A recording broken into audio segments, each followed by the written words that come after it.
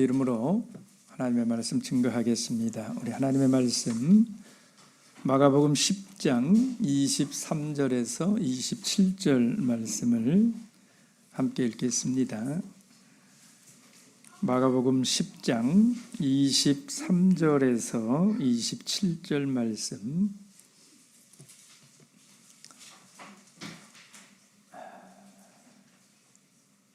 찾았으면 다 같이 읽겠습니다. 시작. 예수께서 둘러보시고 제자들에게 이르시되 재물이 있는 자는 하나님의 나라에 들어가기가 심히 어렵도다 하시니 제자들이 그 말씀에 놀라는지라. 예수께서 다시 대답하여 가라사대 얘들아, 하나님의 나라에 들어가기가 어떻게 어려운지 약대가 바늘기로 나가는 것이 부자가 하나님의 나라에 들어가는 것보다 쉬우니라 하신대. 제자들이 심히 놀라 서로 말하되 그런즉 누가 구원을 얻을 수 있는가 하니 예수께서 저희를 보시며 가라사대 사람으로는 할 수 없으되 하나님으로는 그렇지 아니하니 하나님으로서는 다 하실 수 있느니라. 아멘. 오늘 본문의 25절 말씀을 보면 우리 예수님께서 부자가 하나님의 나라에 들어가는 것이 어떻게 어려운지, 약대가 바늘기로 나가는 것이 부자가 하나님의 나라에 들어가는 것보다 쉬우니라, 이렇게 말씀을 하셨습니다. 여러분, 이 약대가 바늘기로 나가는 것이 부자가 하나님의 나라에 들어가는 것보다 쉽다는 것은 두 가지를 지금 비교했어요. 약대가 바늘기로 나가는 것, 부자가 하나님 나라 들어가는 것. 근데 어떤 게 더 쉽다고요?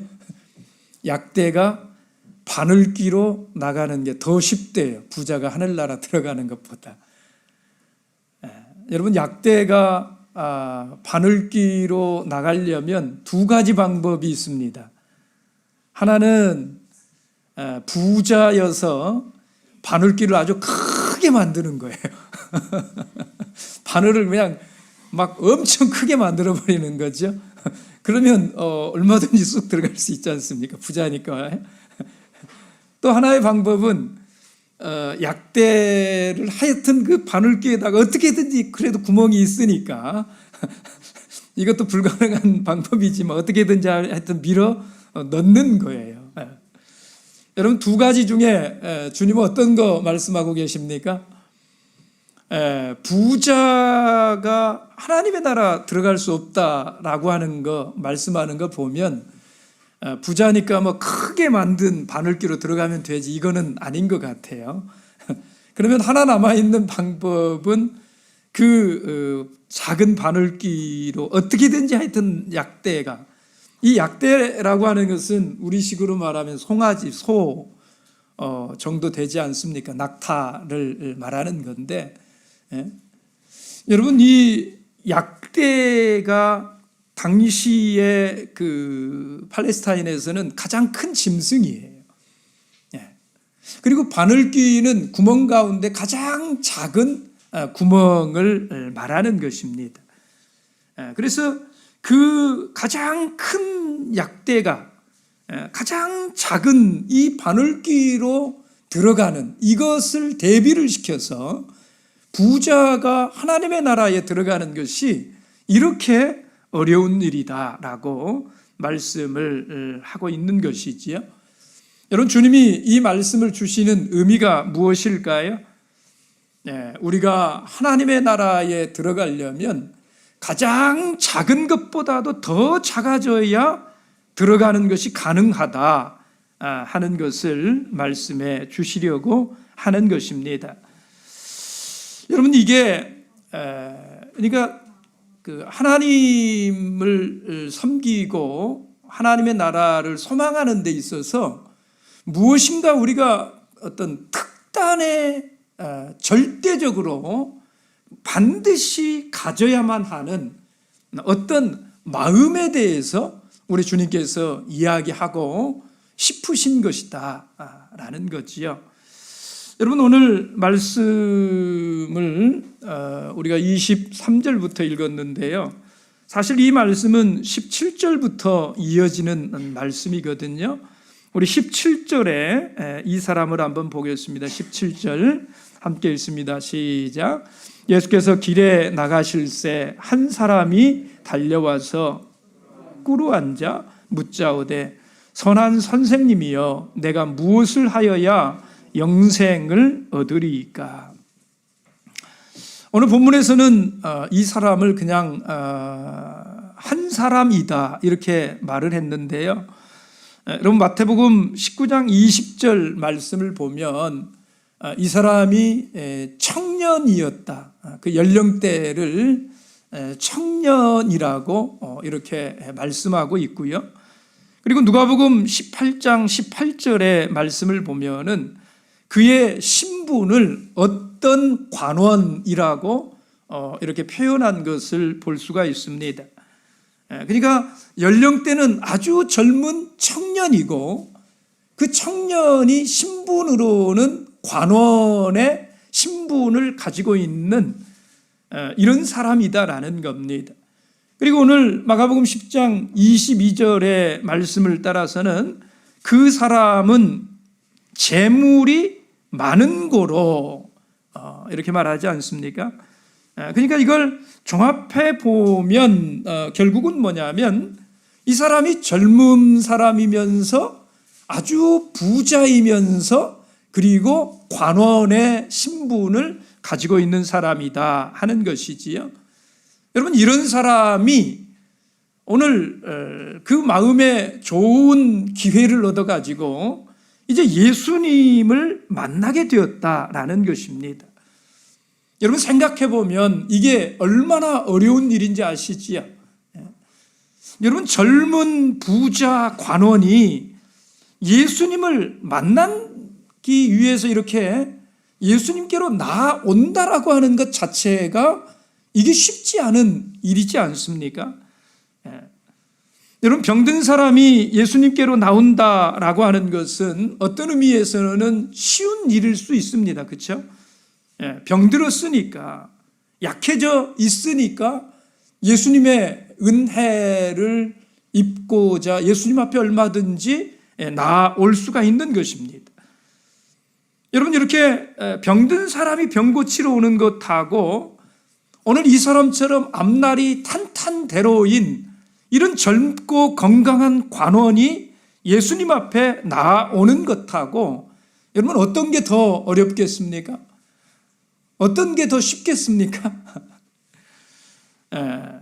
여러분 이게 근본적으로 다른 거예요.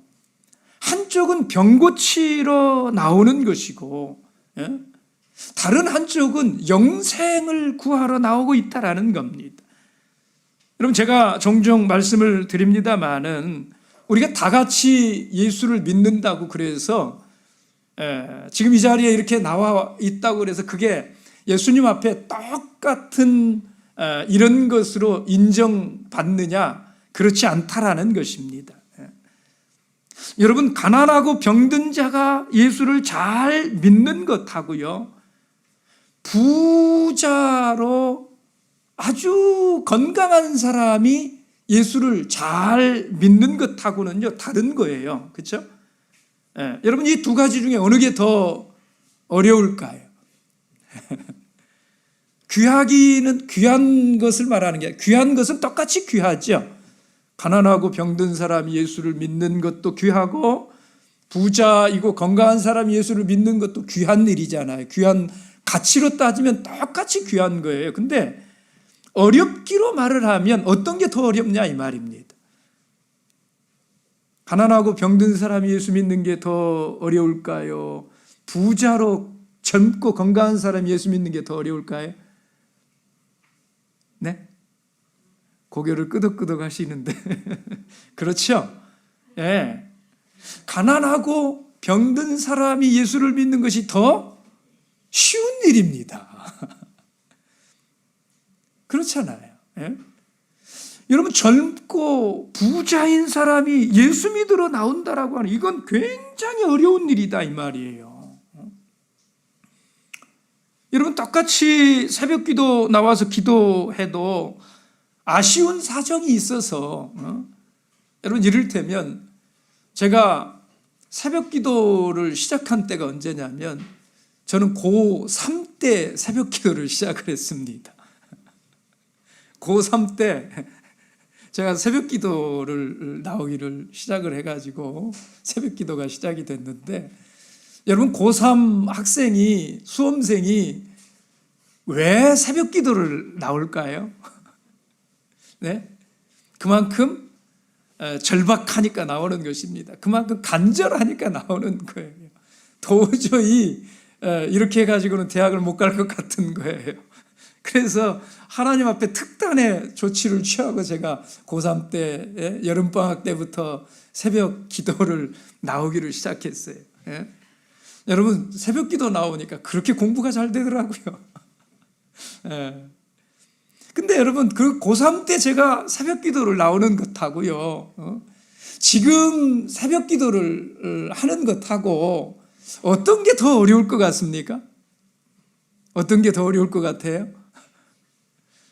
제 얘기로 하니까 잘 여러분들이 어떻게 판단을 못 하시겠나 본데, 여러분 고3 자녀를 둔 이 부모가 새벽 기도 나오시는 것하고 아무 일도 없이 아무 저기도 없는데 가정주부가 그냥 가정도 평안하고 모든 것 다 잘 되는데 그분이 새벽 기도 나오는 것하고 어느 게 더 어려울까요? 네? 가정주부가 새벽 기도 나오는 게 훨씬 더 어려운 일인 것입니다. 여러분 그게 진짜예요. 그래서 이게 정말로 잘 믿는 거예요. 그렇지 않습니까?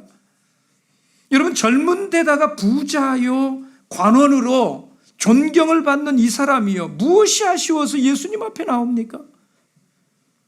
이제 그 마음이 일단은 참 고귀한 마음이다 이 말이에요. 게다가 이 사람이 지금 예수님 앞에 나오는 동기조차도 참 아름다워요. 이 사람이 왜 예수님 앞에 나온 줄 아십니까? 여러분 17절을 다시 한번 보십시오. 17절 읽어보겠습니다. 시작. 예수께서 길에 나가실새 한 사람이 달려와 꿇어 앉아 묻자오되 선한 선생님이여 내가 무엇을 하여야 영생을 얻으리이까? 여러분 이 사람이 지금 예수님 앞에 나온 것을 보면 하나같이 다 대단한 거예요. 장소는 뭐라고 말했습니까? 예수께서 어디에 계실 때요? 길에 나가실새. 길이라고 하는 것은 모든 사람들에게 다 개방되어 있는 그런 것 아닙니까? 그렇죠? 근데 그 길에서 이 사람은 예수를 찾아 나왔다는 거예요. 예? 젊고 부자에다가 관원의 그 신분을 가지고 있는 이런 사람이 여러분 길거리에서 예수께 나온다라는 게 쉬운 일입니까? 이게 엄청난 것들을 지금 극복을 하고 예수님 앞에 나오는 거거든요. 게다가 무엇을 위해서 나왔다고요? 구하는 것이 무엇입니까? 내가 무엇을 하여야 영생을 얻으리이까 하는 것입니다. 내가 무엇을 하여야 영생을 얻으리이까? 영생에 관심이 있어서 그걸 물으려고 나왔다라는 거예요. 여러분 이게 얼마나 아름답냐 이 말입니다.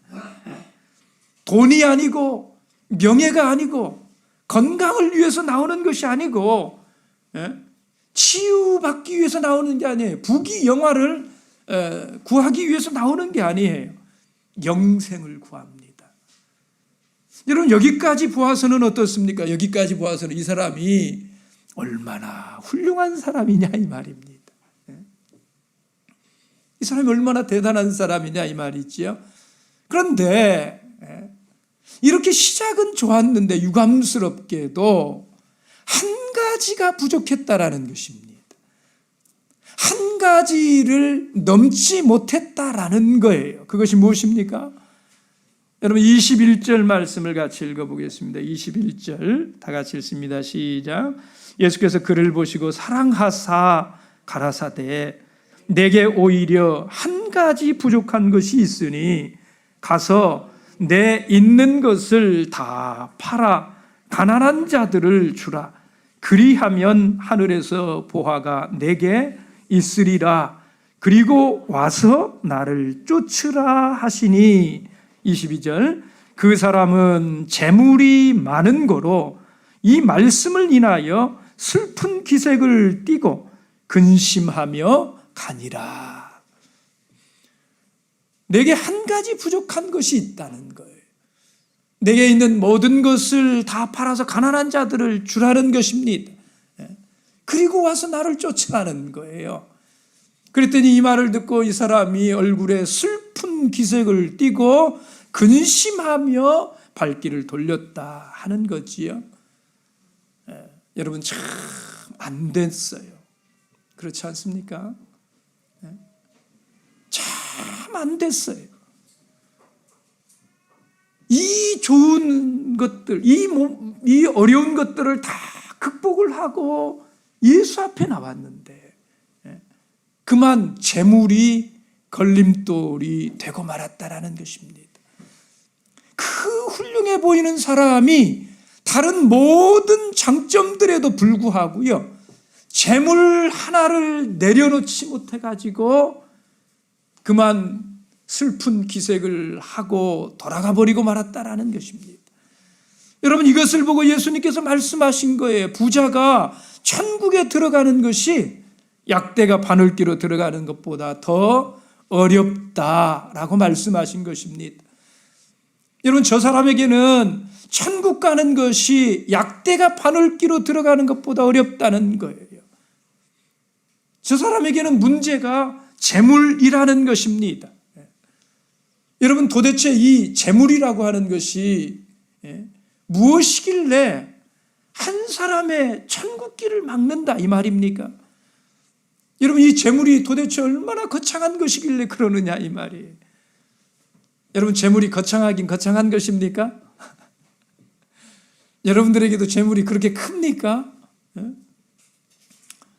여러분 이 재물이 진짜 거창한 것이 뭐냐면 예수님이 성경에 비유를 참 많이 말씀하시지 않았습니까? 이 예수님이 말씀하신 비유를 다 이렇게 세보면 38가지 정도 된다고 합니다. 학자들의 그 연구에 따르면. 근데 그 38가지 비유 가운데 재물과 관련해서 예수님이 비유해서 말씀하신 것이 16가지래요. 그러니까 퍼센테이지로 따지면 약 40%, 주님이 10가지를 말씀하시면 그 가운데 4가지는 재물에 관해서 이런 말씀들을 비유로 하신다는 거예요. 그러니까 이 재물이라고 하는 것이 신앙에 있어서 굉장히 큰 문제이기는 큰 문제인 것이 틀림없는 것 같아요. 여러분 물질에 얽힌 이 문제 우리가 어떻게 신앙적으로 바로 처리하느냐가 굉장히 중요한 것입니다. 오늘 본문은 주제가 구원이면서 그래서 동시에 재물에 관한 교훈이에요. 이 구원과 재물을 나란히 놓고 언급을 하고 있다는 것입니다.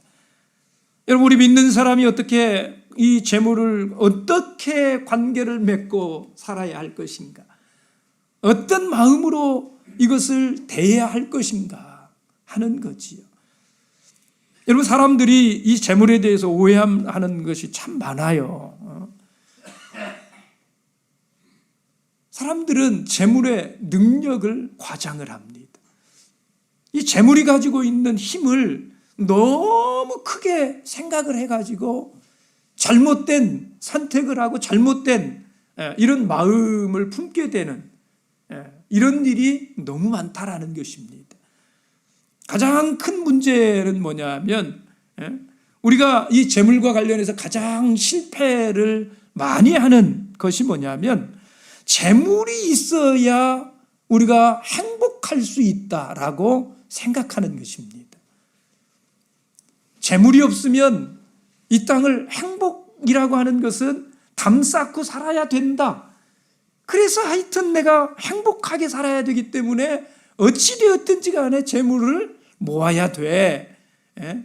이 재물과 행복을 절대적으로 재물이 없으면 행복도 없는 것으로 사람들이 생각한다라는 것입니다. 여러분, 그건 잘못된 생각이에요. 여러분, 재물은 행복과는 사실 별개의 것입니다. 여러분, 재물이 있다고 행복하고 재물이 없다고 불행한 것 아니지 않습니까? 우리 믿는 사람은 더욱더 그렇습니다. 믿는 사람의 세계관으로는 행복과 재물은 별개로 여러분 딱 구분돼야 돼요. 그렇지 않습니까? 우리의 행복이, 우리의 복이 재물로부터 오는 것이다라고 여러분 믿는다면 그 큰일입니다. 신앙은 그렇지 않잖아요. 우리의 행복은 다 믿음으로 오는 것이고 하나님께서 우리에게 주는 것이 행복이고 복이고 그렇지 않습니까? 그런데 많은 사람들이 이 행복이 재물에서 온다 이렇게 찰떡같이 믿고 있기 때문에 이 재물로 인해서 넘어지는 사람들이 많다라는 것이지요.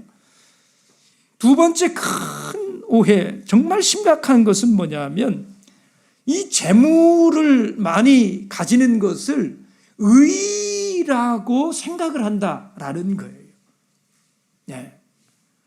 여러분, 부자는 곧 의인이고 가난하면 마치 이 사람은 저주받은 사람인 것처럼 우리 신앙 안에서 그렇게 생각을 한다라는 것입니다.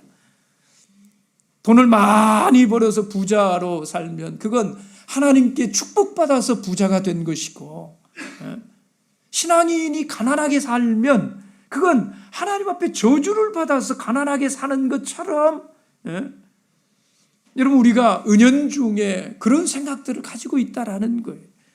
그런데 이런 관념은 우리들만의 관념이 아닙니다. 사실 이 제자들의 관념 속에도 그런 생각이 있었다는 거예요. 여러분, 그래서 오늘 이 사람들의 반응을 한번 보십시오. 23절, 24절을 다시 한번 봅니다. 예수께서 둘러보시고 제자들에게 이르시되 재물이 있는 자는 하나님의 나라에 들어가기가 심히 어렵도다 하시니, 여러분, 제자들에게 예수님이 특별히 여기 이렇게 말했잖아요. 예수께서 둘러보시고 그 다음에 누구에게 시선을 고정했어요? 제자들에게. 그죠?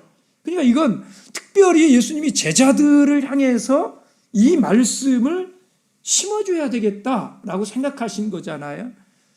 그렇게 제자들을 향해서 하신 말씀이 뭐라고요? 재물이 있는 자는 하나님의 나라에 들어가기가 심히 어렵다. 그랬더니 제자들의 반응이 뭡니까? 24절, 제자들이 그 말씀에 뭐 했다고요? 놀라 자빠졌다는 거예요. 여러분, 제자들이 왜 주님께서 이렇게 말씀하시는데 그 말씀을 듣고 왜 제자들이 놀랐을까요? 제자들의 생각 속에 주님이 말씀하는 것이 들어와 있지를 않는 거예요. 제자들의 생각 속에는 하나님의 축복을 받아야 부자가 된다라고 하는 이 생각이 들어와 있는 거예요. 가난하게 사는 것은 저주받은 것이다라고 생각을 하고 있는 거예요. 그래서 깜짝 놀란 거예요. 여러분, 그 뒤에는 더 심하지요. 24절에 주님께서 그 놀라는 제자들을 향해서 하나님 나라에 부자가 들어가기가 어떻게 어려운지를 다시 강조해서 이렇게 말했잖아요. 약대가 바늘기로 나가는 것이 부자가 하나님의 나라에 들어가는 것보다 쉽다. 그랬더니 이번에는 어떻게 합니까? 26절 보면 제자들이 놀라 자빠지는 정도가 아니라 이거는 완전히 이제 여러분, 왜 제자들이 이렇게 생각하고 있을까요? 이건 구약의 이 말씀을 오해했기 때문에 그렇습니다. 구약의 성도들은 불을 단순한 축복이 아니라 하나님이 주신 축복이라고 그렇게 믿었지 않습니까? 우리 역대상 29장을 보겠습니다. 역대상 29장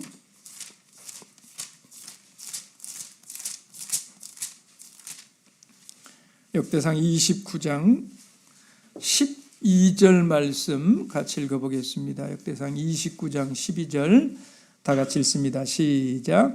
부와 귀가 주께로 말미암고 또 주는 만유의 주제가 되사 손에 권세와 능력이 있사오니 모든 자를 크게 하심과 강하게 하심이 주의 손에 있나이다.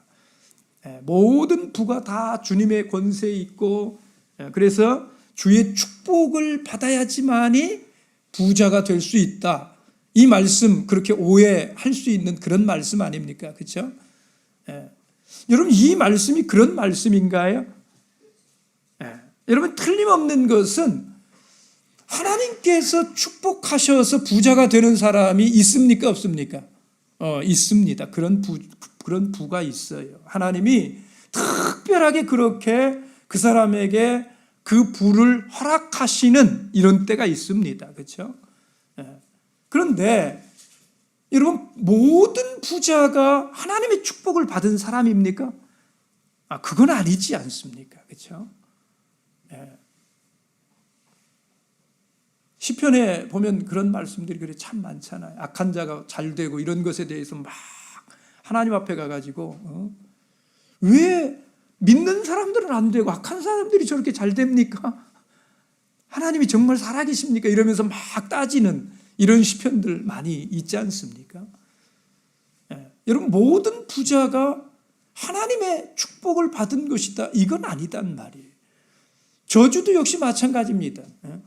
가난한 것도 역시 마찬가지예요. 그렇죠?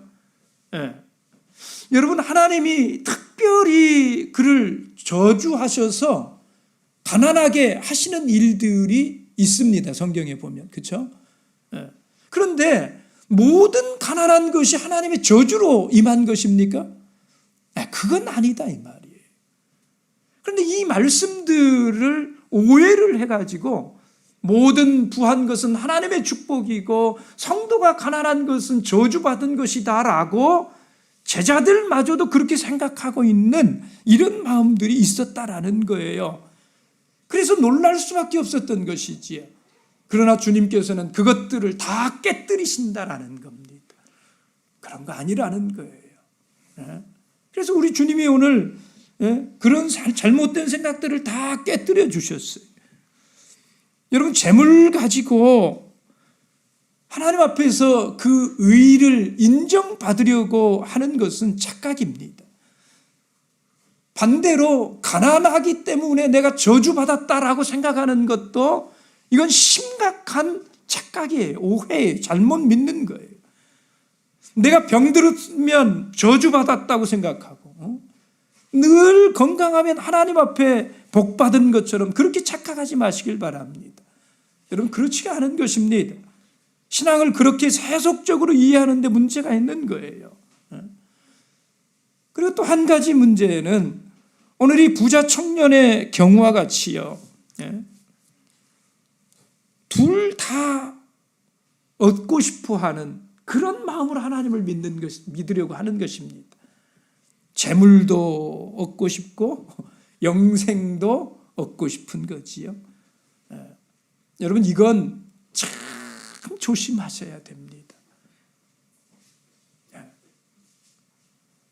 여러분, 이 두 가지를 다 얻겠다라고 하는 것은 안 된다 하는 이런 말씀이 아니라 정말 조심하셔야 된다 이 말이에요.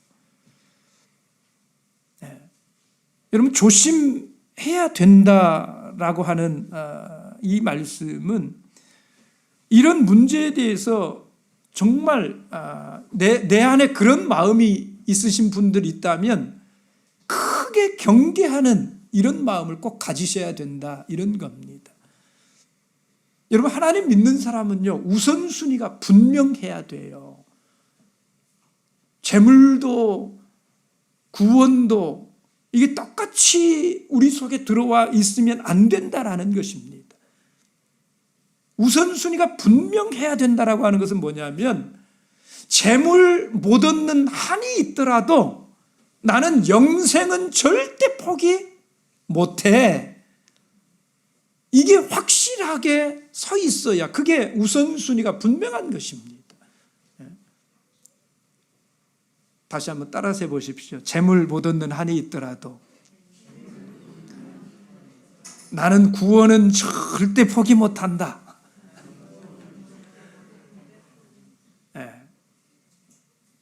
재물과 구원 가운데 어디에 우선순위 두겠다는 거예요? 나는 절대적으로 영생에 구원에 우선순위 두겠다. 이게 여러분 신앙 아닙니까?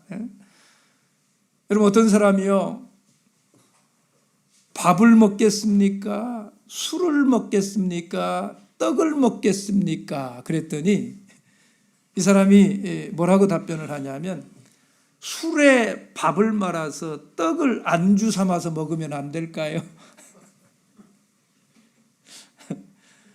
이런 사람을 뭐라고 합니까? 참 욕심이 많은 사람이다. 하나도 놓치고 싶지 않은 거예요. 다 꾸리고 가겠다라는 거 아닙니까? 여러분 이 젊은 부자 청년 관원은 영생에 대한 관심이 있었지만 이 세상에서의 그 안락함에도 계속해서 연연해 하고 있는 것입니다. 그것도 포기를 못하겠다라는 것입니다. 그래서 어려운 거예요. 여러분 이것은 오늘 이건 이 부자 청년 관원 이 사람의 문제보다도요. 저는 생각할 때 오히려 오늘을 살아가는 우리들에게 더 심각한 문제가 이 문제 아닐까 생각을 합니다. 왜 그렇습니까? 요즘은 세태가 물질 만능주의이기 때문에 그렇습니다. 물질 만능주의 속에서 세상이 그걸 제일로 치고 그것만 우대해주고 모든 사람이 그것을 쫓으면서 살고 있기 때문에 그런 속에서 살아가야 하는 우리들에게는 이 문제가 이 젊은 청년 관원은 이 사람의 문제보다도 훨씬 더 심각한 그런 때에 우리가 살고 있지 않는가 이렇게 생각을 합니다. 여러분 우리 하나님 앞에서 여러분들 영생을 얻으시려면 이 부분에 대해서 명확하게 마음의 정리를 하셔야 됩니다. 특히 마지막 때에 하나님 백성들은 더 그렇습니다. 마지막 때에 참여교회에서 신앙을 지키시고 사시려면 여러분 이 우선순위가 틀림없어야 돼요. 흔들리시면 안 돼요. 여러분 계시록 12장에 보시면 이 마지막 때에 하나님의 참된 교회가 있어야 될 곳에 대해서 이렇게 말씀을 했습니다. 계시록 12장 5절 6절을 보겠습니다. 5절 6절 계시록 12장 5절 6절 함께 읽겠습니다. 시작. 여자가 아들을 낳으니 이는 장차 철장으로 만국을 다스릴 남자라. 그 아이를 하나님 앞과 그 보좌 앞으로 올려가더라. 6절. 그 여자가 광야로 도망하매 거기서 1260일 동안 저를 양육하기 위하여 하나님의 예비하신 곳이 있더라. 여러분 계시록 12장의 이 여자는 참예수 교회를 가리킵니다. 그리고 이 여자가 아이를 낳은 이 아이는 참예수 교회를 통해서 생명을 얻은 우리 성도들을 가리키는 것입니다. 그런데 6절에 보시면 이 여자가 어디로 도망갔다고요? 광야로 도망했는데 거기에서 1260일 동안을 성도를 양육을 한다는 것입니다. 그런데 그 광야를 뭐라고 표현을 했느냐면 하나님의 예비하신 곳이다 이 말이에요. 말세의 성도들을 위해서 하나님이 예비하신 이 교회는 광야에 있어야 된다 이런 말입니다. 여러분 저 뒤쪽에도 보십시오. 14절을 보겠습니다. 14절 함께 읽겠습니다. 시작. 그 여자가 큰 독수리의 날개를 받아 뭐라고요? 광야 자기 곳으로 날아가 거기서 그 뱀의 낯을 피하여 한 때와 두 때와 반 때를 양육받음에 그 여자의 있을 곳은 어디라고요? 광야, 자기 곳. 예. 이 광야가 여자가 있을 곳이에요. 그게 하나님께서 예비하신 곳이다 이 말입니다. 이런 마지막 때의 참여숙교회는 광야 같은 곳이다라는 겁니다. 우리 성도들은 이 광야를 자기 곳으로 알고 살아야 된다 이 말이에요. 여러분, 이 광야라고 하는 것이 어떤 곳입니까? 구약에 출애굽해가지고 하나님께서 당신의 백성들을 이끌어 가신 곳이 어디예요? 네, 그게 광야예요. 광야는 정말 거친 곳입니다. 살아가기가 팍팍한 곳이에요. 물도 구하기 힘들고, 먹을 것도 구하기가 힘들고, 따가운 태양이 내리쬐고, 정말 거친 곳이 광야 아닙니까? 그런데 여러분, 놀라운 것은요, 이 광야가 하나님 백성들에게는 하나님과 가장 친밀한 곳이 광야라는 거예요. 우리 예레미야 2장의 말씀을 같이 보겠습니다. 예레미야 2장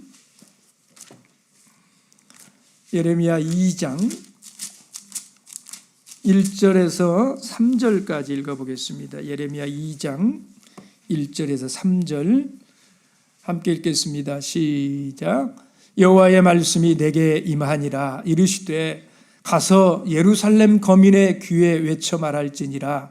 여호와께서 이같이 말씀하시기를 내 소년 때의 우위와 내 결혼 때의 사랑 곧 씨 뿌리지 못하는 땅 광야에서 어떻게 나를 쫓았음을 내가 너를 위하여 기억하노라. 그때에 이스라엘은 나 여호와의 성물 곧 나의 소산 중 처음 열매가 되었나니 그를 삼키는 자면 다 벌을 받아 재앙을 만났으리라. 여호와의 말이니라. 이스라엘 백성들이 소년의 때 또 결혼의 때를 지나는 이것을 광야에서 하나님을 쫓은 것이다라고 하나님 그렇게 말씀을 하시고 있지요. 그러면서 그때가 최고의 때였다라는 것입니다. 이스라엘이 나에게 성물처럼 그렇게 귀한 존재들이 되어서 첫 열매가 되어서 그들을 내가 지키기를 산울처럼 둘러서 지켜주고 싶은 그런 때가 광야의 때였다. 지금 이렇게 말씀하고 있는 거 아니겠습니까? 여러분, 그래서 마지막 시기에 우리 성도들은요, 광야에 있어야 돼요. 참여숙교회는 광야에 있어야 된다 이 말입니다. 광야는 화려한 곳이 아닙니다. 안락함이 있는 이런 곳이 아니에요. 거칠지만 오직 하나님만 바라면서 하나님의 은혜로 이기고 이기는 이런 삶을 살아가는 것이 광야인 것이에요. 그래서 광야는 화려함은 없지만 이김이 있어요. 그래서 성도들이 살 곳이 광야라는 것입니다. 이런 마지막 시대에 우리 성도 한 사람 한 사람이 추구하고 살아야 될 길이 그것이라는 거예요. 그래서 여러분, 성도들 마음에 재물이 꽉 들어와 가지고 차 있으면 그는 광야에 있는 게 아니에요. 바벨론의 상고들의 주 고객이 돼가지고, 여러분, 우리 성도들은 바벨론의 장사치들의 주 고객이 되면 됩니까? 안 됩니까? 큰일 납니다. VIP 대접받고 이 바벨론에 이러면 계시록 17장 18장 보면 큰일 납니다. 여러분, 그러면 신앙인이 부자될 생각하는 게 잘못된 것인가? 다 가난한 삶만 추구하라는 것인가? 여러분, 지금 그 말씀 드리는 거 아니에요. 우리가 바른 신앙에 관심을 가지고 영생의 최고의 가치를 부여하고 사는 것이 중요하다. 지금 그 말씀 드리는 거예요. 여러분 아까 말씀드렸잖아요. 바른 신앙 가지고 살아도 부자 될 수 있습니까? 없습니까? 있어요. 부자라고 그래서 그러나 다 바른 신앙이냐? 그렇습니까? 그건 아니다. 이 구분을 명확히 하고 살자 이 말입니다. 여러분 우리가 어디에 우선순위를 두느냐에 따라서요, 그 재물이 우리에게 엄청나게 다른 차이를 나타낸다 이 말입니다. 내가 하나님 믿고 이 신앙의 구원의 영생의 우선순위를 두고 살아가게 되면 재물이 나에게 아무리 많이 있다고 그래도 그걸 사용하는 일에 대해서, 관리하는 일에 대해서 재물의 노예가 되지 않는다라는 것입니다. 그 재물이 그에게 걸림이 되지를 않는다라는 거예요. 그러나 영생보다도 재물이 우선순위 되어 있으면 그 재물에 걸려서 넘어지고 오늘 이 본문의 말씀대로 천국에도 못 들어가게 되는 이런 일이 생겨나게 된다 이 말입니다. 여러분 재물에 대해서 바른 생각을 가지셔야 됩니다. 이 재물에 대해서 바른 생각을 가지면 이것이 사람을 바르게 해요. 그래서 갈 곳을 가게 하고 올 곳을 오게 하는 것입니다. 하나님이 기뻐하시는 그런 삶을 살아갈 수 있게 만든다라는 것입니다. 그러나 재물을 바로 관리하지 못할 때에는 그 반대로 사람이 재물의 노예가 되어버리고 마는 것입니다. 꼼짝 못하게 돼요. 여러분 이게 얼마나 다릅니까? 재물로 인해서 자유해진 사람, 재물로 인해서 노예가 되어버린 사람, 여러분 이게 얼마나 달라요. 여러분 재물은 잘 관리하면 충성스러운 종이 되고 이 재물이 우리의 종이 되는 것입니다. 그러나 이 재물을 잘못 관리해가지고 재물이 최고인 줄 알고 그렇게 살면 이 재물이 우리를 따르고 우리가 하고 싶은 대로 쓰임을 받는 것이 아니라 우리가 재물의 노예가 되고 종이 되어서 돈 버는 일이라면 자식도 필요 없고 뭣도 필요 없고 그냥 짐승과 같이 그렇게 살게 만드는, 재물의 노예로 살게 만드는 이런 사람 만들어버리고 만다라는 것입니다. 여러분 그래서 이 오늘 본문을 따라서는 하나님이냐 돈이냐 선택하라는 것입니다. 둘을 절대로 함께 이렇게 가지고 갈 수는 없다는 거예요. 여러분 예수님께서는 돈과 하나님, 보아와 하나님을 겸하여 섬길 수 없다라고 말씀을 했어요. 겸하려 섬기고 싶다라고 하는 것은 욕심일 뿐이라는 것입니다.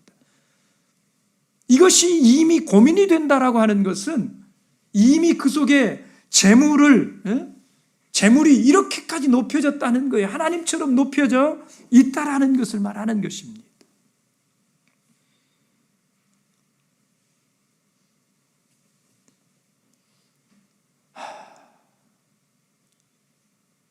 여러분 왜 그렇게 돈이 이 위력이 센 것일까요? 왜 이렇게 돈이 위력이 셉니까? 네, 돈은 지금 당장 일이고 영생은 죽은 이후의 일이라고 우리가 그렇게 생각을 하기 때문에 그런 것 아니겠습니까? 여러분 그래서 오늘 본문에도 영생을 얻고 싶거든 있는 재산을 다 가난한 사람들에게 나누어 주고 주님을 따르라 이랬더니 이 사람이 근심하면서 돌아갔다 이렇게 말씀을 했습니다. 여러분 저는 이 대목에서 한번 궁금한 게 이런 거예요. 만약에 이때 이 청년이 예수님의 말씀을 듣고 내가 당장에 그리 하겠노라고 이렇게 당장에 예수님 말씀에 순종하려고 재물을 다 팔아가지고 가난한 사람들에게 나눠주려고 이렇게 막 나갔으면 어떻게 됐을까? 제가 그런 생각을 해봤습니다. 여러분 성경에 이 재물에 대해서 올바르게 반응한 두 가지 스타일이 있지 않습니까? 하나는 삭개오식이고요. 하나는 아브라함식입니다. 그렇죠? 예? 삭개오식은 뭡니까? 삭개오식은 있는 거 다 팔아가지고 전부 이렇게 나눠주는 이게 삭개오식이잖아요. 아브라함식은 뭡니까? 아브라함식은 하려고 하는데 하나님이 그 마음을 받아주시고 됐다. 이것이 아브라함식이잖아요. 그렇죠? 여러분, 삭개오식은 이 사람이 토색을 했기 때문에 이게 잘못 모은 거지 않습니까? 그래서 다 나눠주라고 한 거예요. 그죠? 근데 지금 이 젊은 관원은 그런 거 아니지 않습니까? 그렇게 재물을 모은 사람 아니지 않습니까? 저는 어쩌면 이 젊은 관원이 예수님 말씀 듣고 영생이 중요하지요. 그래서 제가 순종하겠습니다. 이깟 재물 가지고 살지 않으렵니다. 의지해서 가지 않으렵니다. 이러면서 나가서 전부 팔려고 그랬으면 이 젊은 관원에게는 아마도 우리 주님이 아브라함식으로 대해주시지 않았을까. 됐다. 팔 것 없다. 내가 네 마음을 보려고 그런 거야. 네 믿음을 보려고 그런 거야. 우리 주님이 보고 싶어하는 것은 그 중심이지 않습니까? 그러나 그 사람의 마음이 재물 쪽에 기울어져 있기 때문에 이 사람은 그 시험을 이길 수가 없었다라는 것입니다. 여러분, 우리는 재물 앞에서 바늘기로 나가는 약대가 되어야 됩니다. 다 내려놓을 수 있으셔야 됩니다. 여기 나오는 이 바늘기는요, 실제 바늘기를 말하는 동시에 사실은 예루살렘 성문의 바늘귀라고 하는 문을 가리키는 것입니다. 여러분, 예루살렘 성전에는요 여러 가지 문이 있지 않습니까? 느헤미야서에 보면 예루살렘 성전에 11개의 문이 있다, 이렇게 느헤미야서에 11개의 문을 소개하고 있는 것 우리가 찾아볼 수가 있는데요. 여러분, 예루살렘 성전에 가시면 우리 이사야서 45장을 한 구절 보겠습니다. 이사야서 45장, 이사야 45장 1절을 봅니다. 이사야 45장 1절 함께 읽겠습니다. 이사야 45장 1절 같이 봅니다. 시작. 나 여호와는 나의 기름받은 고레스의 오른손을 붙잡고 열국으로 그 앞에 항복하게 하며 열왕의 허리를 풀며 성문을 그 앞에 열어서 닫지 못하게 하리라. 내가 고레스에게 이르기를, 여러분 여기 성문이라고 되어 있지 않습니까? 근데 이 성문이 어떤 성문이냐면 원어의 표현을 보면 문이 두 짝인 이런 성문입니다. 문이 두 짝, 위에서 그냥 통으로 이렇게 내려오는 이런 성문이 아니라 두 짝의 문이 있어요. 이게 틀림없는 것이 2절 말씀을 보시면 내가 내 앞서 가서 험한 곳을 평탄케 하며 논문을 쳐서 부수며 쇠 빗장을 꺾고 이렇게 말하지요. 빗장이라고 하는 것은 문을 이렇게 잠그는 그 가로막대, 이걸 빗장이라고 그러지 않습니까? 그러니까 이 성문에 빗장이 쳐져 있다는 건 문이 두 짝이다, 이런 말이잖아요. 여러분, 예루살렘에 성이 있는데 그 성문이 그렇게 되어 있습니다. 근데 그 성문을 밤이 되면 닫아야 되잖아요. 그렇죠? 그래서 아침 6시까지는 출입을 못하게 막거든요. 그런데 늦지막이 오는 이런 사람들이 있다 그럴 때에 그들을 위해서 비상문을 만들어 두는 것이지요. 이걸 보여드리려고 그러는데 아까는 잘 됐는데, 됐습니다. 여러분 이게 보시죠? 이게 예전에 그 예루살렘에 한 그 사진을 찍어 놓은 건데, 저렇게 문 두 짝이 있으면 저녁에는 닫아요. 근데 그 한쪽에 비상구로 뭐가 있습니까? 쪽문이 있어요. 이 문을 바늘귀라고 부르는, 이 문이 바늘귀입니다. 여러분, 이게 꼭 그때 예수님 당시에 이것은 아닌데요. 지금도 예루살렘에 가면 예루살렘 성벽에 이런 게 있습니다. 얼핏 보기에 저는 은인 줄 알았어.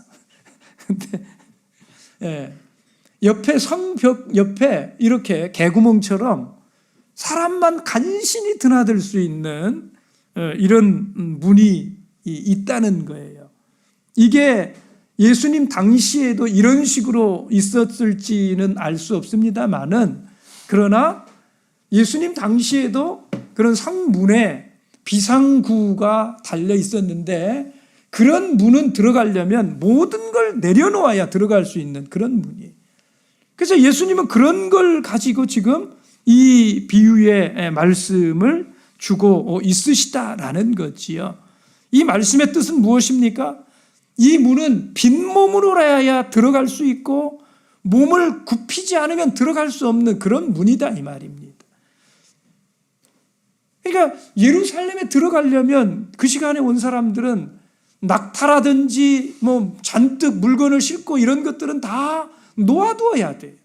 사람만 들어가야 된다, 이 말입니다. 그것이 바늘귀로 나가는 거예요. 이것은 마치 바울 사도와 같은 것입니다.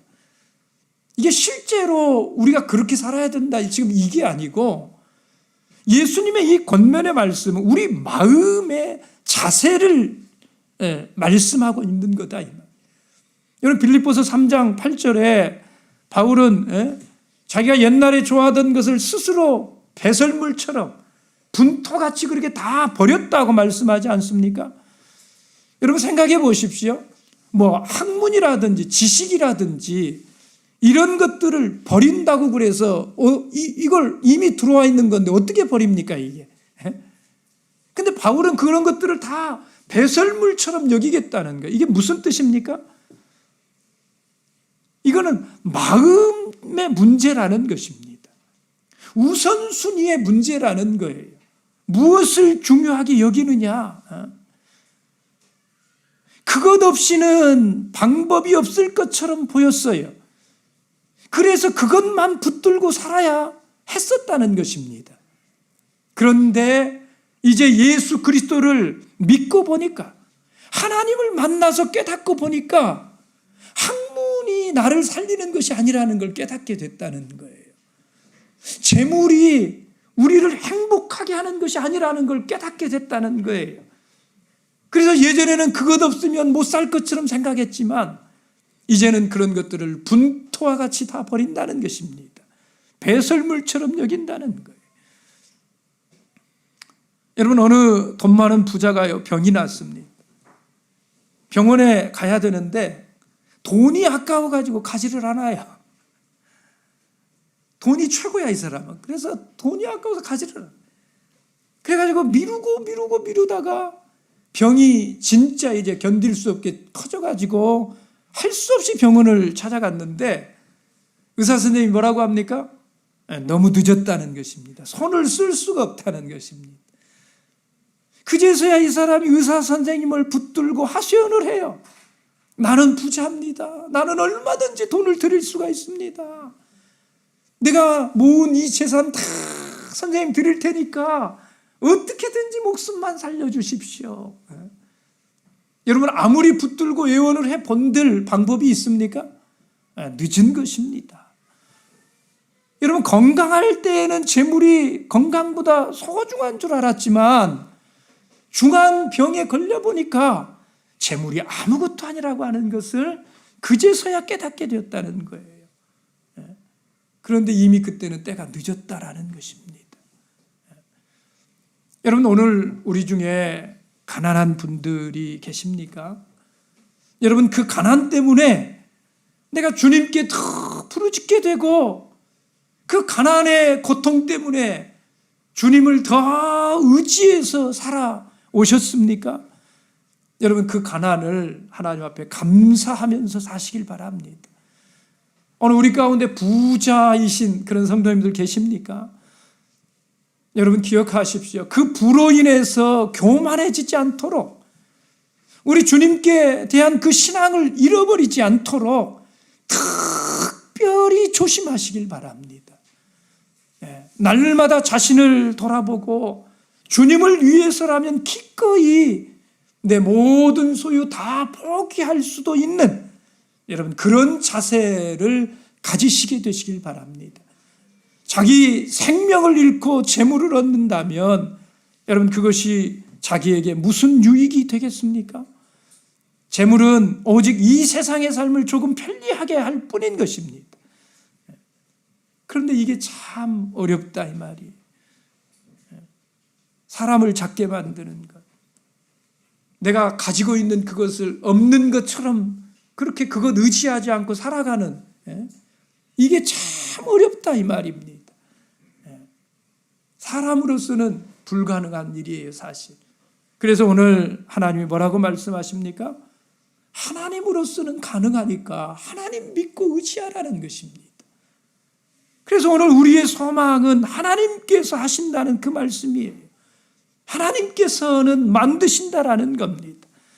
약대같이 높고 큰 사람을 낮추시고 작게 만들어서 바늘귀도 통과할 수 있도록 할 만큼 그렇게 낮아지게 모든 것들 그 재물 의지하지 않고 살 수 있도록 하나님을 믿으면 그 믿음을 넣어주신다 이 말입니다.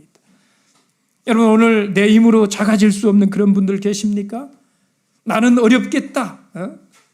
여러분 근심하면서 돌아가지 마십시오. 근심하면서 돌아가면 그것으로 끝이에요. 하나님과는 끝나는 것입니다. 관계가 없게 되는 것입니다.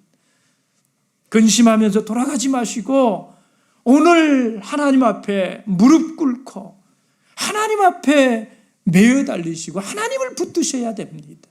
왜냐하면 거기밖에는 방법이 없기 때문에 그렇지요. 여러분 그렇게 여러분 하나님 의지하시고 붙드시면 하나님께서 붙들어 주십니다. 오늘 주님의 큰 은혜가 오늘 이 자리에 나오신 모든 성도님들이 위해 한량없이 부어지게 되기를 예수님의 이름으로 축원합니다. 묵도하겠습니다.